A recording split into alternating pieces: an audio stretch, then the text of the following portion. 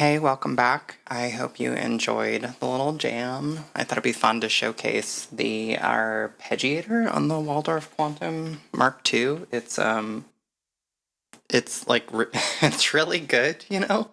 Like every arpeggiator has its own sort of thing, and this one's got the sauce, you know? It's so good. So I thought that would be fun. It was hard to do though. I had like a MIDI clock, so I could get like a really solid clock signal, but one of the buttons was sticky, so I had to send it back. So this was just going through clock over MIDI, and you know that's like always a little variable. So anyway, I think it was fine. For those of you who are not familiar with my channel, my name is Diamond. I am some sort of like musician. I've been doing this stuff for a long time. I'll just put it that way. I love to make music. Yeah, I love these things. So today we're going to talk about the Waldorf Quantum MkII. I owned the Iridium desktop and I loved it, but I wanted more knobs and I wanted keys, and so then the Iridium keyboard came out, and it had poly aftertouch. I got that. It was awesome. I loved it. I wanted more keys, more knobs, and then the Quantum MkII was announced, and I got that, and that's what I have now, and I'm very, very happy with it. So we'll like dive in. There's just so much here. There's no way I'm going to be able to cover it all. So I'm just gonna like kind of go in and like, I don't know. We'll see. We'll try not to make this a super long video, but maybe we'll do a part 2. I do have my Iridium keyboard video, right? Yeah, I'll put it there. That you can check out if you want. There's a bunch of sound design on that, and it's the same engine, so really you're just paying for more keys, super premium. All these knobs are metal. It's really, really dope. So yeah, let's do this. If you have any specific questions you would like answered, you know, just like put them in the chat. Leave a comment. That's what I meant. Yeah, this thing is so good. So I was just while I was waiting for my camera to charge, I was messing around. I made this little beat. Jomox Alpha Bass, of course.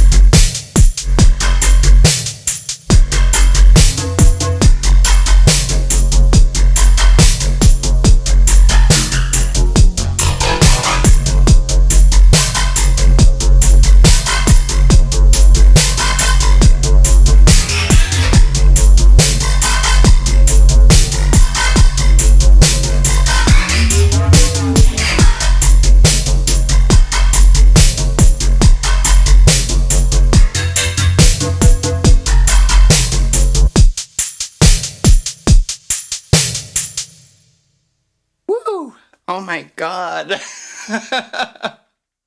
So much fun. I wouldn't normally do this on the mod wheel. I just thought it would be cool. I'd do it on the mixer over here and just, you know, slam the faders up. But that takes me back. That takes me back for sure. Such a filthy yeah, you know what? I gotta save this. We'll call it whoa. Dubstep. And it's as easy as that. We'll come back and do more with that later.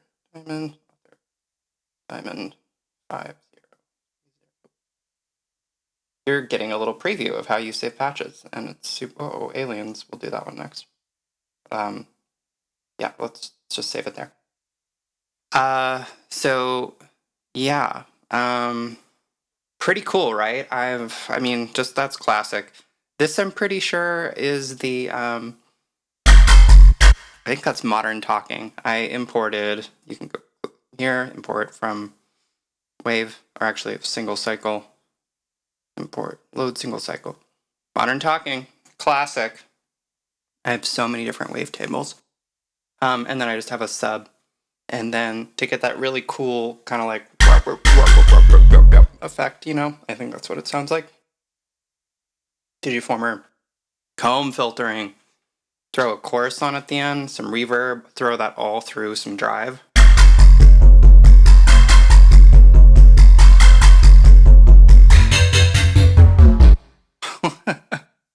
Yeah, that's a heater for sure.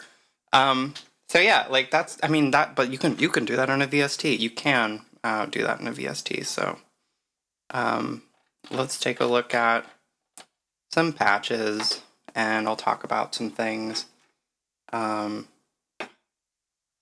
Aliens. That's a good one, I think. Let's find out. Sorry if it's loud.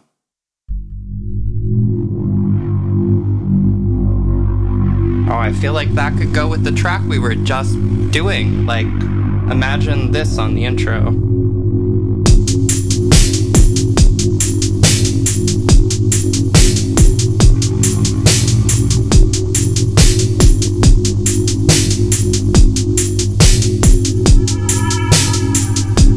Yeah, right? You know what I mean? Anyway, you can't get sounds like this on the Moog 1, which I have, and it sounds so good. I love the Moog 1, but there's a reason I have this, and it's because of this stuff. And like, yeah, just check this stuff out. Make sure I'm not peaking. I'm not. Okay, we're good. Even lower.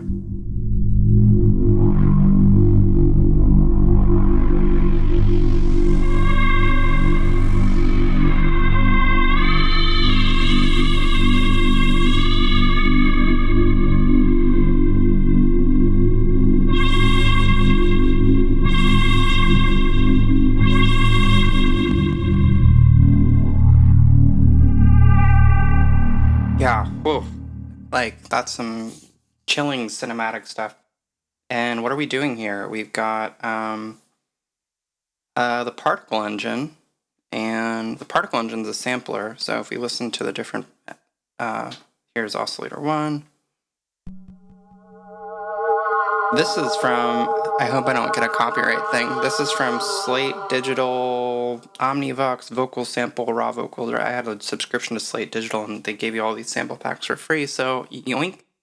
But I have so many samples that I've collected over the years. And yeah, like, I just grabbed this, like, sound and, you know, it was a normal sample, and then we just did some funky stuff to it, and then this is like, ooh, what's that? That's nice. I believe that is just from the same, what is this, Slate Digital Vintage Drum Machines. It's just an 808 cymbal, reversed and cut off a little bit. And you get that cool thing. And then I have on oscillator 2, it's just a, some normal, good old-fashioned virtual analog. So, aliens. Excuse me. Uh-oh, aliens. I think I'm funny sometimes. But yeah, that's some spooky stuff. And then I think on the filters and probably, yeah, you can see. I love how you have the animations for the envelope and the filter. And yeah, you get that when you're using a VST, but look at all the knobs, people. Super helpful. It's so much fun to program on this. So yeah, the particle engine. Alex Ball actually just did a video the other day where he was showing how they made a bunch of the sounds in Halo, and they were using a lot of like normal kind of samples and then, you know, pitching them down, and that's a technique that I've used for a long time, and I just love doing it. And it's really simple on here. Like if I just initialized a patch. At least I thought I did. Oh, I did, but there's nothing playing. Oh, before I do that, can we talk about the waveform? So I used to have an Axis Virus TI2, limited edition white. It was like serial number, I don't know, like 20, and I sold it at some point. And yeah, I know, real dumb. I thought about getting a virus, but I was like, this has to be able to do what a virus can do. And as you could see, like, it really can. One of the things the virus had that, like, I think made it so that everyone loved was, I'm almost positive that there was a bass boost on the master. So it's like, it just had this really beefy sound, kind of like, like a mini Moog. And the Waldorf Quantum Mark II and the Iridium and all the Quantum Iridium line has the same thing, but you can turn it on and off. So without it, you just have this kind of thin sounding stuff. But that can be kind of a good thing if you're, for example, just trying, like, you don't want your sampled strings to necessarily be like, and also, like, it's nice to, but check this out, if I turn it on, versus, so with it on, virus.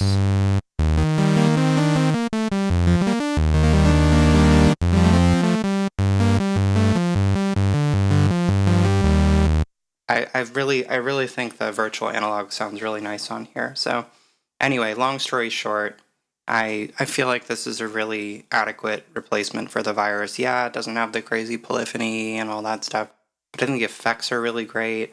I think the distortions and stuff like that they've added, the delay sounds awesome. Like, let's see, delay.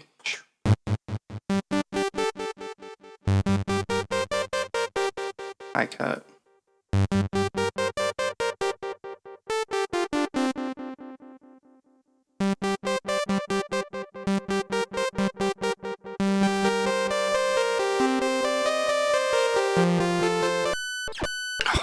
Okay, pause. Did you hear that?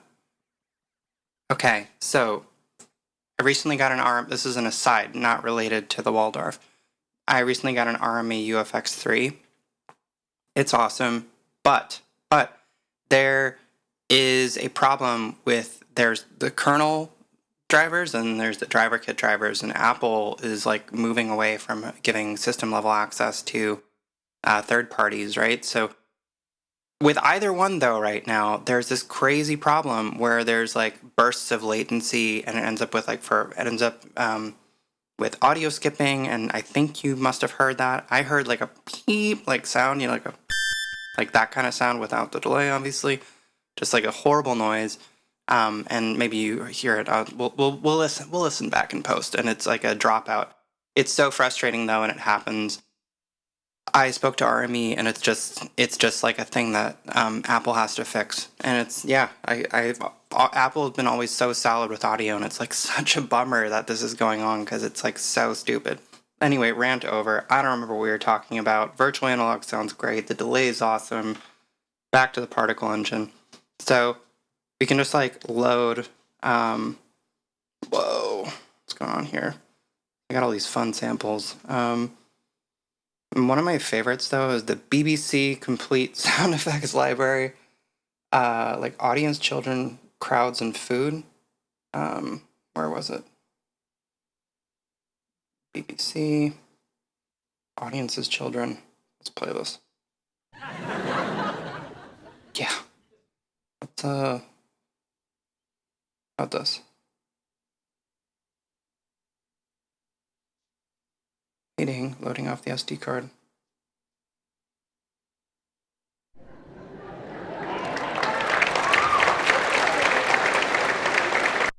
All right, leave it in place for now. Load that in. Edit the sample because it's got a huge lead time. So zoom in.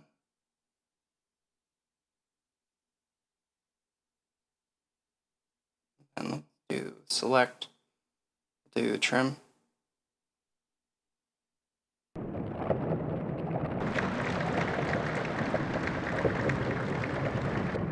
And pitch this down. Turn the gain up.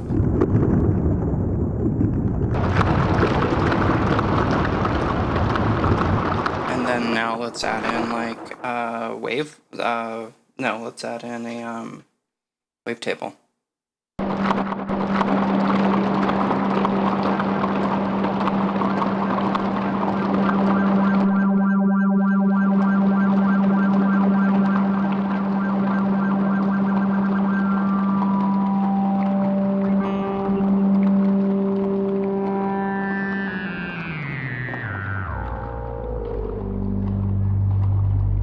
We still have that delay on. That's what's going on.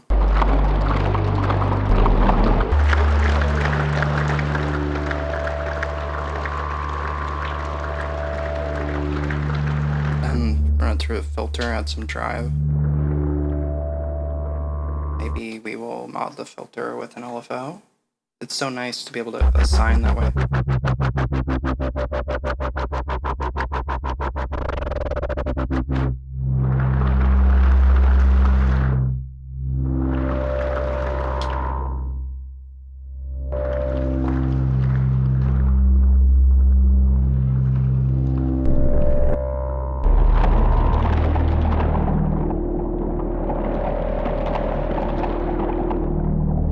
You get the idea. Like, just you can start adding in like some really interesting,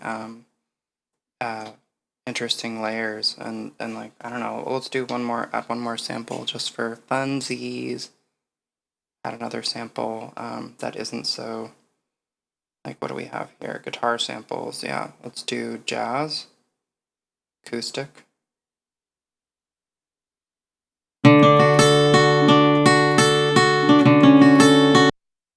Leave that in place.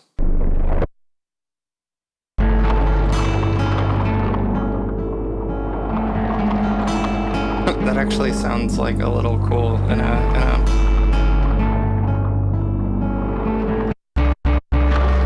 so oscillator 3. Then we want to edit the sample and just select right here. Trim.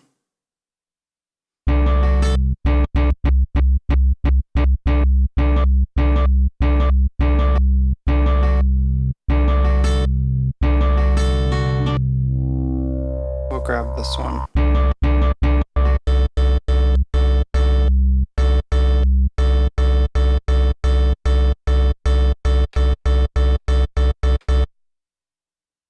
Loop.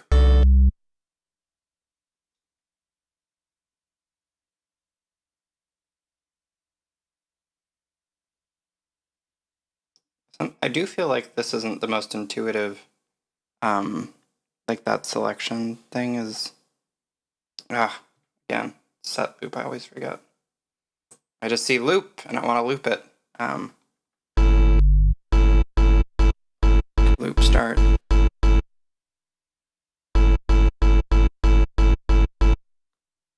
And we'll zoom in. It's pretty, I mean, it's pretty damn good though, not gonna lie.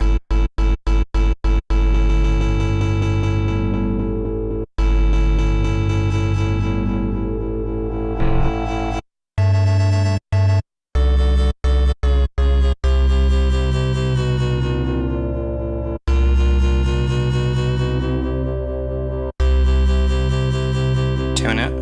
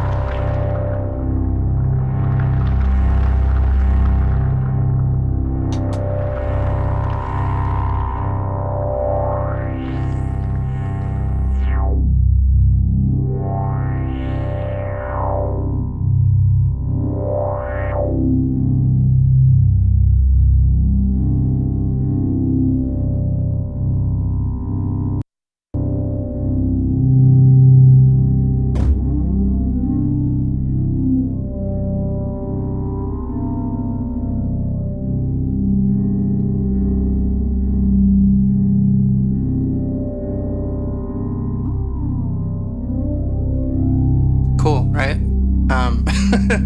Like you can see, there's so much here, and it's like you can get so lost in it. But Let's stop this silliness and talk about some other stuff. So, yeah, whoa, dubstep, or no, it was uh-oh, aliens. Yeah, that was a good one.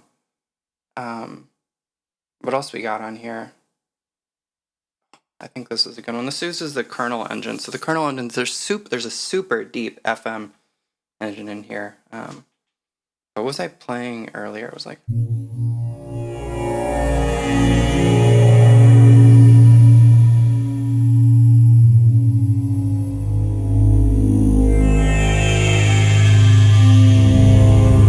Oh, no, I remember this now. Check this out.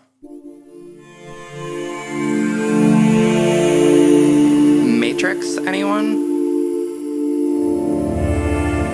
Right? I don't know if it was specifically a D minor, but it was definitely just some minor triad they play. It's like Trinity, look out! Stop trying to hit me and hit me.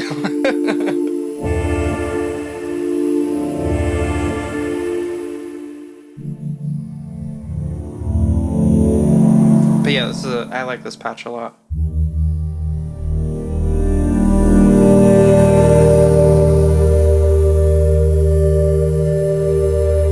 One of my favorite things is the bit crusher in here. It adds such a nice little, that like high-end kind of sizzle.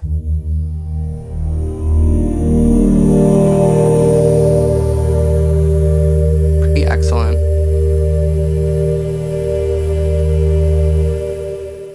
Yeah.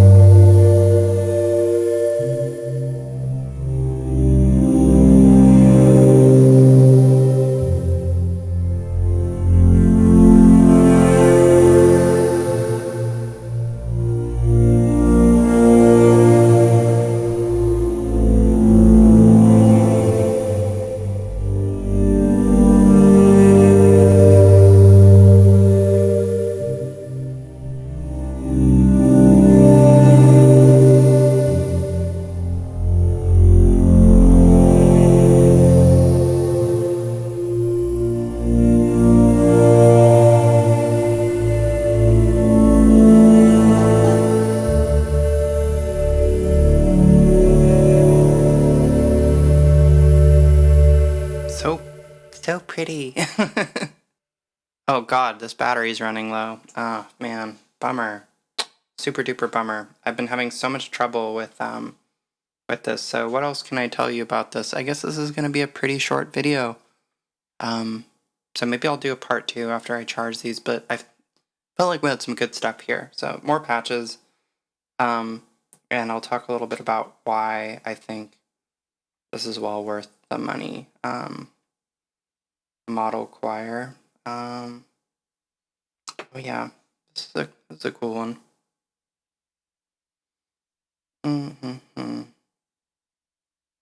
Is it freezing?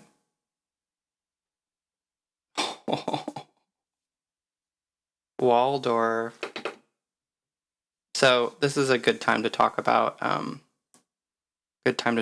bugs, and I don't want you to... Yep, it definitely froze. Let me hold on. Quantum.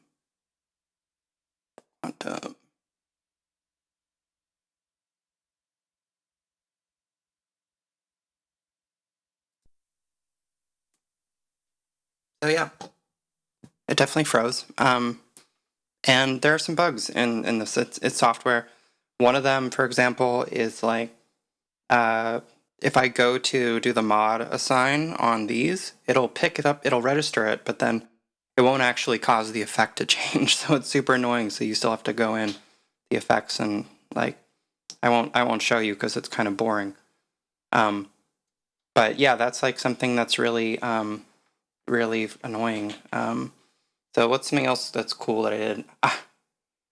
I sampled my mini Moog over here and because I wanted a memory Moog and I didn't want to pay for one, and I thought, this would be cool. Brings me to another bug. I tried to sample 88 notes or something, and I couldn't.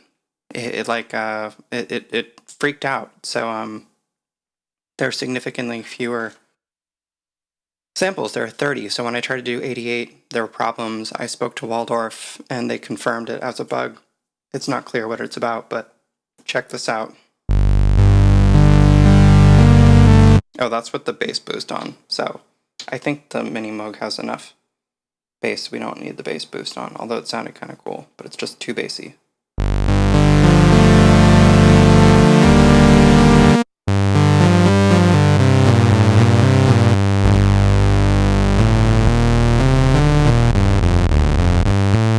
So much bass.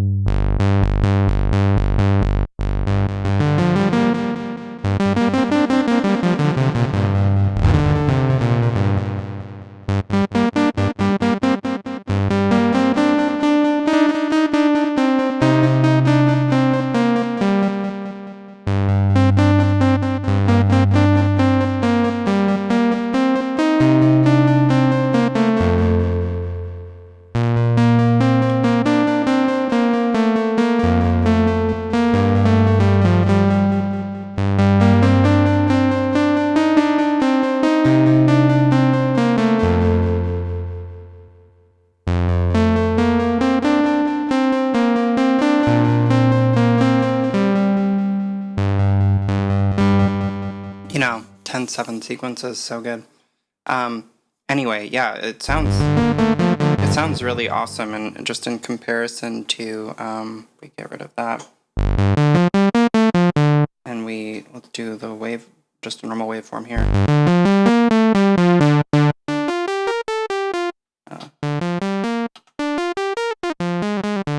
Here's another bug. This is supposed to allow you to jump by, if you push it down, it's supposed to jump by octaves, but it doesn't. So.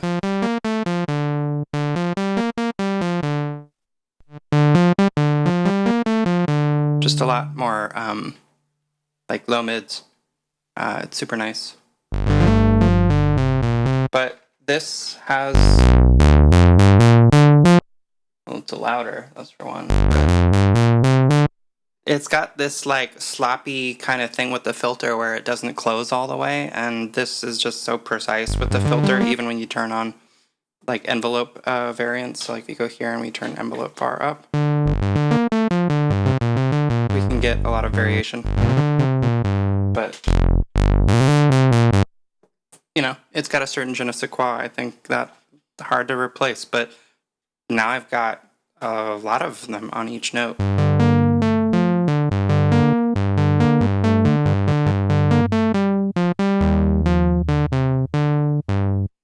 So sampling is very fun on this. I use Sample Robot. It definitely saves a lot of time. So before this camera dies, I think the question everyone's going to want to know is the filters. Like, is it worth it? So let's load up an initialized patch again. Actually, I guess we can use this. This already has so much saturation though, so we'll do this. Oh, before that, there's one other patch I want to show you that... Okay, we'll talk about the filters. Hopefully we'll get to this patch, because it has to do with the physical modeling. So, like...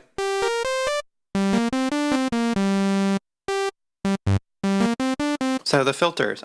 Here's the analog filter. Here's the analog filter when it's driven.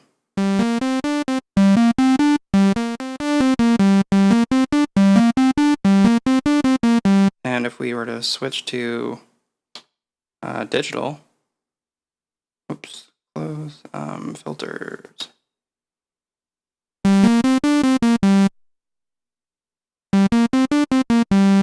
It's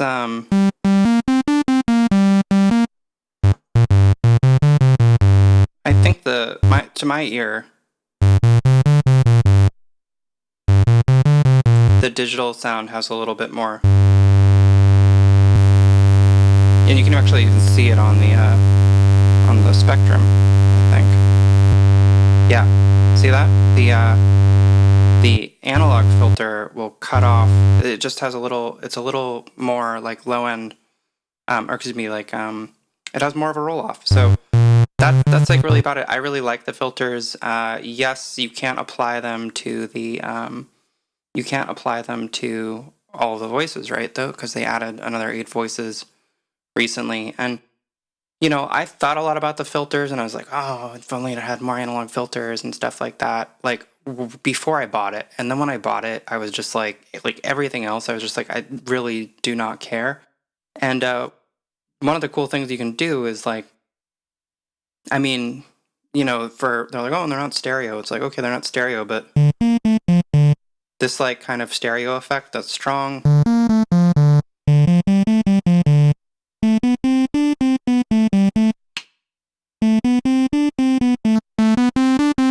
It works quite well.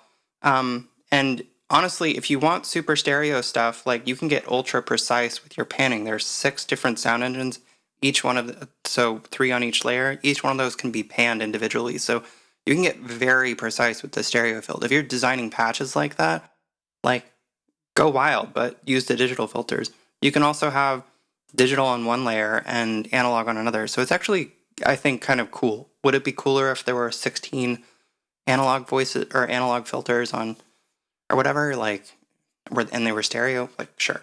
You know what I mean? But to me, the analog filter sounds great, as you heard. It's a little bit different than the digital, and they work really, really nicely together. So I have no issues with it, and I don't think you should either. There's one other patch I wanted to share. And I will say that, yes, it crashed, and we saw that happen. But there are a few more patches I want to show you. But what I would say is that they're always releasing updates, which is so cool. I've never had a synth that like had so much work being done on it actively. So what's this? Oh, this is so good for like that, getting back to the virus thing, like.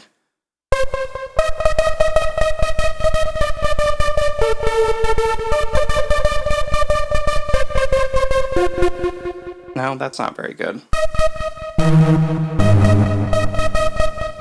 Let's just do this one.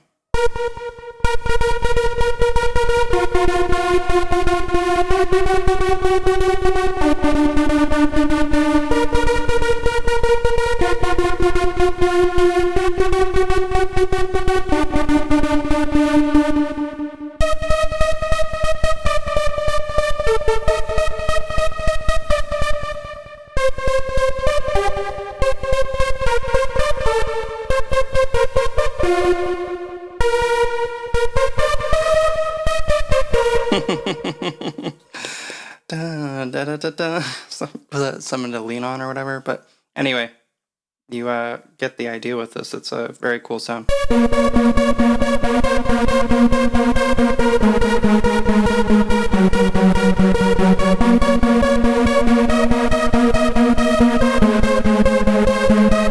There we go. I just had to connect with the late 90s, early aughts Eurodance child inside of me.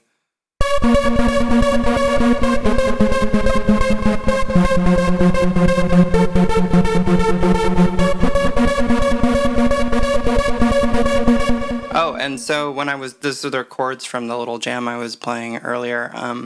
That was with the mini mug patch, the sampled mini mug patch. Just an FYI. So yeah, like this is using kernel synthesis again, just to create these these super detuned, ultra detuned things. You know what? If the battery dies for you all, I'm going to go ahead and make an edit. So I'll charge the battery and then I'll come back and we'll do a little bit longer. But yeah, like check this out. So if you go in and take a look, it's like there's so much you can do here in terms of the FM synthesis. And what was I going to show you? Oh, yeah, this is a good one.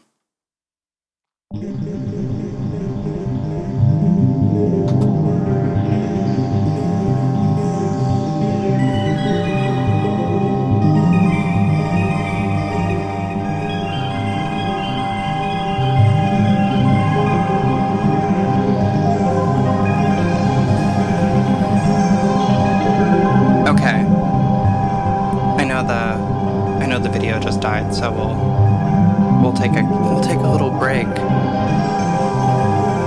And we'll come back and we'll do some final thoughts and things like that.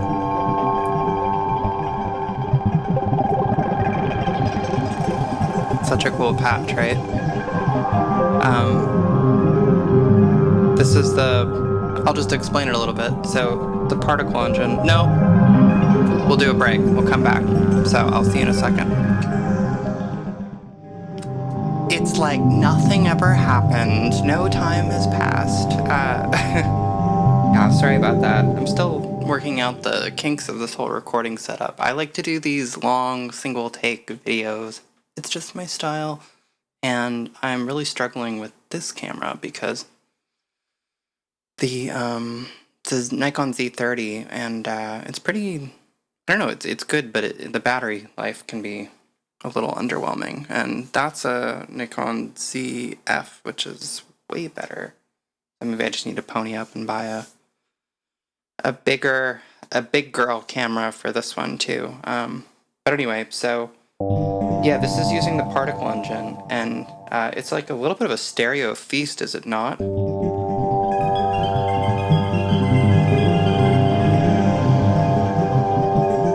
It's kind of a generative patch. I know the kids are going wild for the generative patches these days, and as you can see, it's using the particle engine, and I have these different particles here, and they're just cycling, and then I have a bunch of LFOs that are changing the speeds and pitch and cutoff and all that stuff, and then on oscillator 2, I believe I just have a 1, 3, 3. I'm just scanning through a wavetable, so pretty cool. But yeah, the particle, or the resonator. I kept saying the particle, and excuse me, the resonator. I was using the resonator. Oh no, I was using. Excuse me. I was using the particle in granular mode, is what I meant to say. So using granular synthesis. And what's cool is you can, with granular, it's like,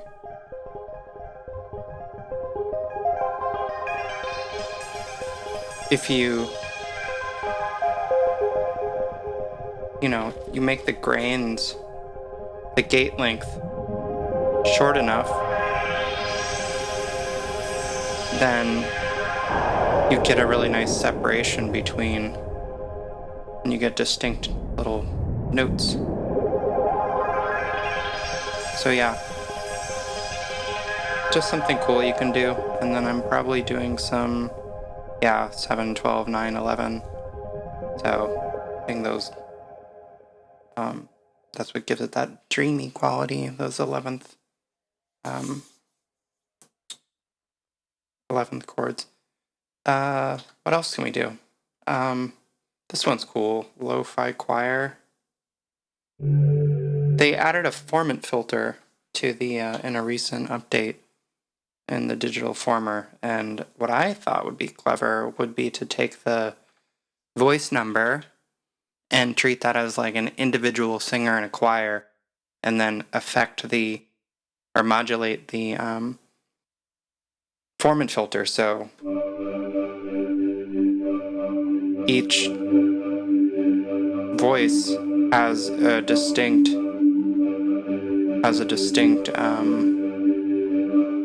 sound to it. So, if we play,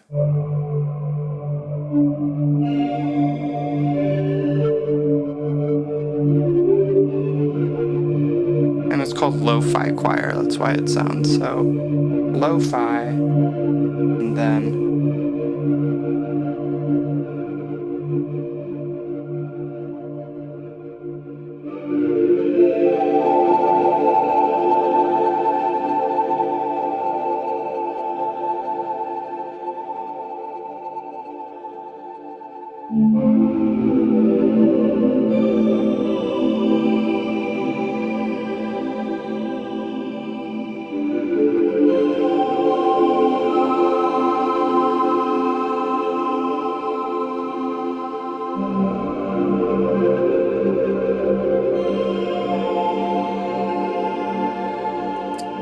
So pretty.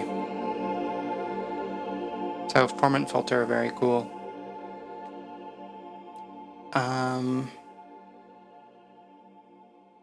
This is a good one. This is just using some. This has one of the reasons I love this virtual analog setup is that in each engine you can have, they call them kernels, right? You can have an individual voice, and so yeah, you can like go ahead and get these really awesome, huge, crazy sounding, like synced out, gnarly leads. So this one I think it's called Giving Justice, and you'll probably guess why. It's like, oh.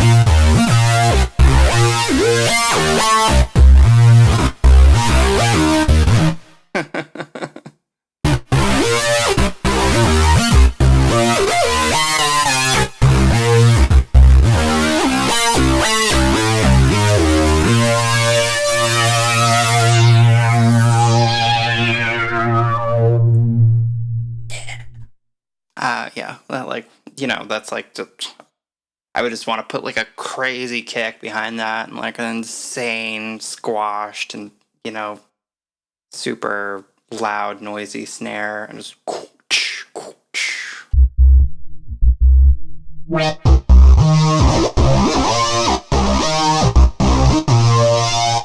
I play this with one hand.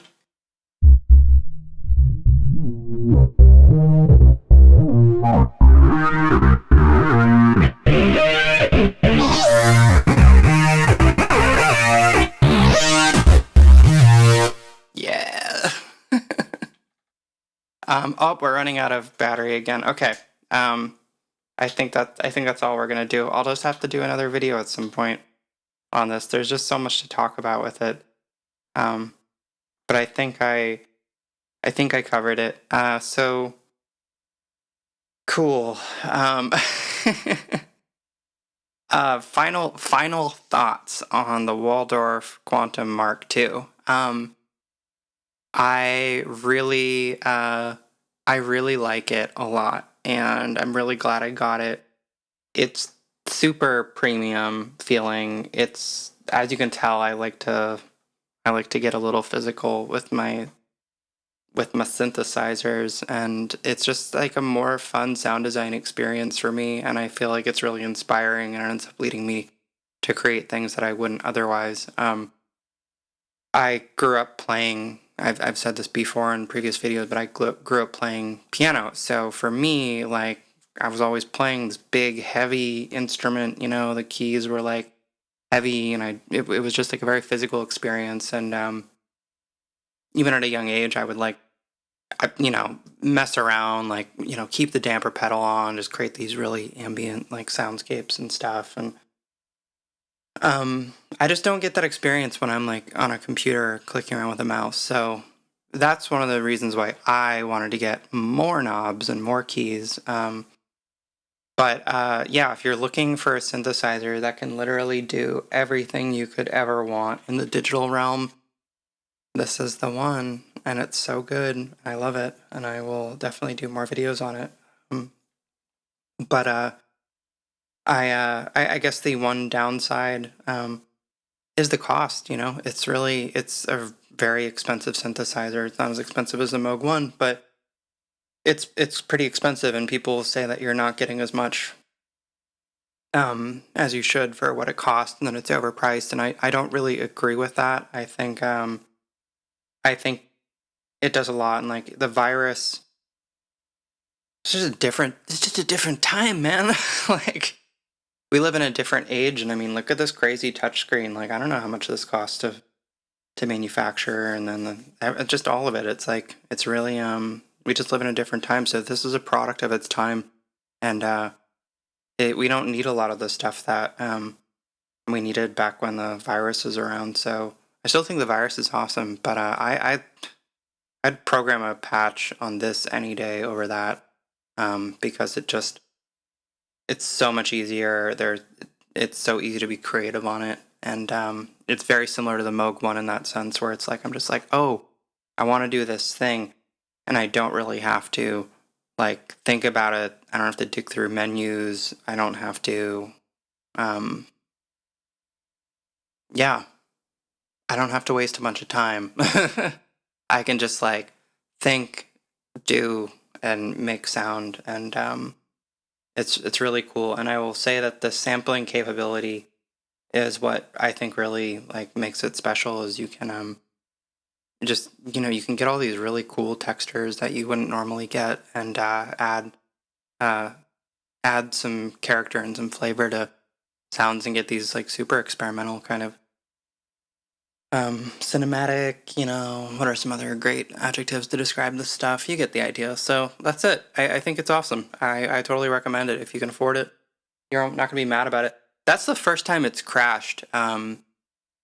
Uh, since I discovered another bug, um, which, like I said, I reported. So it does happen, but I haven't had it do like that. Hasn't happened in like, I don't know, months, and I use this a lot. So, you know how it is, like when you're actually going to do something. So would I take it on stage? Yeah, I'd probably still take it on stage. I guess like if I were big enough that people were paying me, where I wouldn't mind like potentially trashing one of these. I would totally take it on stage, and if something happens, like it happens. Like people aren't going to like murder you over it.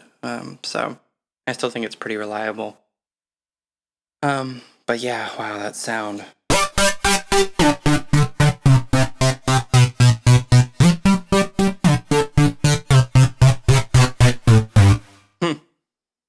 that really what we're gonna end on? Unfortunately, I guess so. But yeah, I just want to say thank you for taking the time to watch. Please like, subscribe, hit the notification thingy. If you have any questions, feel free to leave a comment. I will see you next time.